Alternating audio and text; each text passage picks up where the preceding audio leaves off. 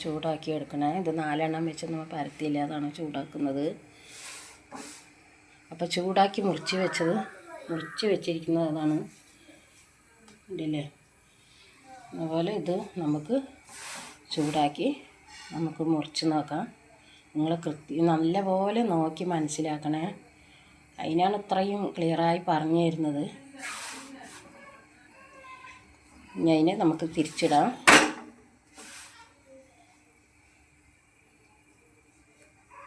നല്ല തിരിച്ചും മറിച്ചും ഇങ്ങനെ ചൂടാക്കി എടുക്കണേ.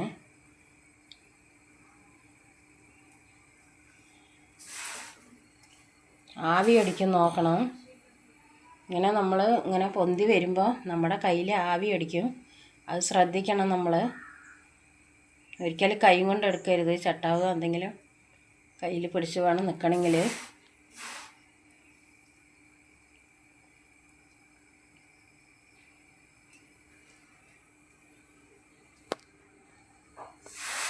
അങ്ങനെ തിരിച്ച് നമുക്ക് കൊടുക്കാം.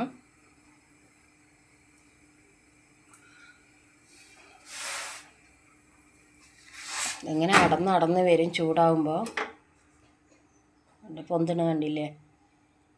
അപ്പം അങ്ങനെ നമുക്ക് സമോസയ്ക്ക് സീറ്റും ഇങ്ങനെയാണ് ഉണ്ടാക്കുന്നത്.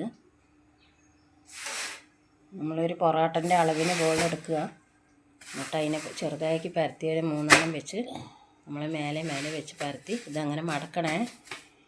എടുത്ത് ഇങ്ങനെ മടക്കിയതിന് ശേഷം നമുക്കിങ്ങനെ നടുവേ വെച്ചിട്ട് ഇങ്ങനെ വെട്ടിക്കൊടുക്കണം.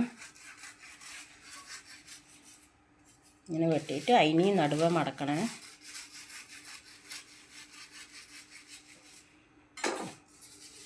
ഇപ്പം നമുക്കതിനെ അടർത്തിയെടുക്കാം.